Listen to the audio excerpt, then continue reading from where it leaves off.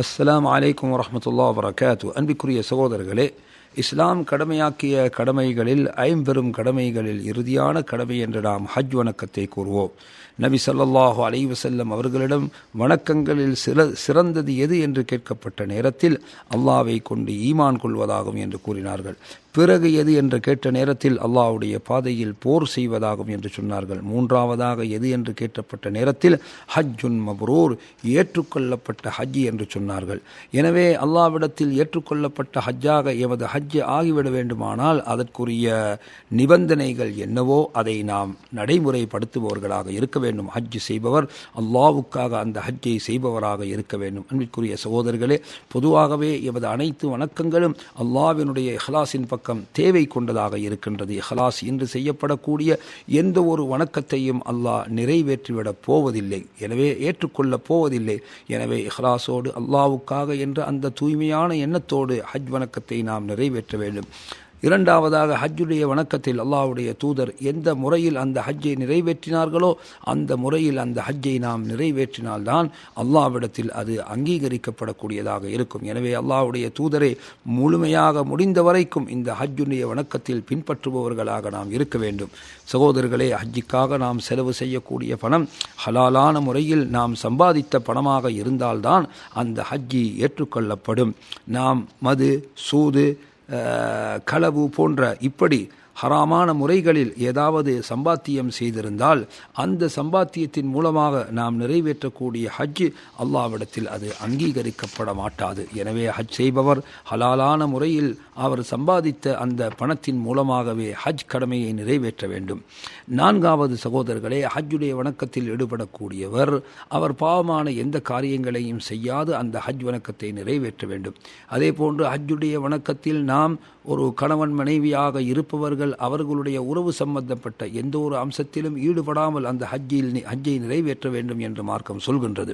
இதே போன்று ஹஜ் வணக்கத்தில் இருப்பவர் வீணான தர்க்கங்களில் ஈடுபடக்கூடாது. எனவே தர்க்கம் எமக்கு ஹஜ்ஜில் தடை செய்யப்பட்டிருக்கிறது என்பதும் நாம் கவனிக்கத்தக்க ஒரு விஷயம். எனவே அல்லாஹு தஆலா அல் ஹஜ்ஜு அஷ்ஹுரும் மஅலூமாத் என்று சொன்னவன் ஃபமன் ஃபரத பிஹின்னல் ஹஜ்ஜ ஃபலா ரஃபஸ வலா ஃபுசூக வலா ஜிதால் என்று சொல்கின்றார். எனவே தர்க்கம் என்பது ஹஜ்ஜுடைய நன்மையை எமக்கு குறைத்து விடக்கூடியது. எனவே வீணான எந்த ஒரு தர்க்கத்திலும் நாம் ஈடுபட்டு விடக்கூடாது. ஆனால் சத்தியத்தை நிலைநாட்டுவதற்காக, ஒருவருக்கு சத்தியத்தை புரிய வைப்பதற்காக இந்த ஹஜ் வணக்கத்தின் போது ஏதாவது நாம் பேச வேண்டிய தேவை எமக்கு ஏற்படும் என்று சொன்னால் அப்போது நாம் தர்க்கத்தில் ஈடுபடுவது எமக்கு தவறல்ல. அல்லாஹ்வின் பக்கம் நீங்கள் அலையுங்கள், ஞானத்தோடும் அறிவுரை நல்ல உபதேசத்தோடும் அலையுங்கள் என்று சொன்னால் வஜாதில்ஹும் பில்லதி ஹிய அஹ்ஸன், அழகிய முறையில் நீங்கள் விவாதம் செய்யுங்கள், தர்க்கம் செய்யுங்கள் என்றும் எங்களுக்கு அனுமதி தருகின்றார். எனவே எந்த தர்க்கமெல்லாம் நமக்கு பயனளிக்கக்கூடியதாக இருக்குமோ, எதுவெல்லாம் சத்தியத்தை நிலைநாட்டக்கூடியதாக இருக்குமோ அத்தகைய தர்க்கங்களில் நாம் ஈடுபடுவது எமக்கு தடையல்ல. சகோதரர்களே, யார் ஹஜ்ஜுடைய வணக்கத்தை எந்த விதமான பாவம் என்று நிறைவேற்றுவாரோ அவர் அன்று பிறந்த பாலகன் போன்று திரும்பி வருவார். அதாவது எத்தகைய குற்றமும் இல்லாமல் எல்லா குற்றங்களும் மன்னிக்கப்பட்டவராக அவர் திரும்பி வருவார் என்பதை நபி ஸல்லல்லாஹு அலைஹி வஸல்லம் அவர்கள் எங்களுக்கு உணர்த்தினார்கள். ஆயிஷா ரலியல்லாஹு அன்ஹா அவர்களுடைய ஹதீஸில் நபி ஸல்லல்லாஹு அலைஹி வஸல்லம் அவர்களிடம் அமல்களில் எது சிறந்தது என்று கேட்கப்பட்ட நேரத்தில் ஹஜ்ஜுன் மப்ரூர், ஏற்றுக்கொள்ளப்பட்ட ஹஜ் என்று சொன்னார்கள். பெண்களை பொறுத்தவரைக்கும் அவர்களுக்கு ஜிஹாது இருக்கிறதா என்று நபி அவர்களிடம் வினவப்பட்ட போது ஆம், பெண்களுக்கு ஜிஹாது ஒன்று, அதுதான் ஹஜ் உம்ரா என்று சொன்னார்கள். ஆண்களை பொறுத்தவரைக்கும் அவர்களுக்கு ஜிஹாத் அல்லாஹ்வுடைய பாதையில் போர் செய்வதாகும். பெண்களை பொறுத்தவரைக்கும் அவர்களுடைய ஜிஹாத் ஹஜ் உம்ரா என்று நபி அவர்களால் சொல்லப்பட்டிருக்கிறது. எனவே அமல்களை பொறுத்தவரைக்கும் இடத்தை பொறுத்து, காலத்தை பொறுத்து அது வித்தியாசப்படக்கூடியதாக இருக்கின்றது. சில மனிதர்கள் சிறந்த அமல் எதுவென்று கேட்ட நேரத்தில் நபி ஸல்லல்லாஹு அலைஹி வஸல்லம் அவர்கள் ஜிஹாது என்று சொல்லியிருக்கிறார்கள்.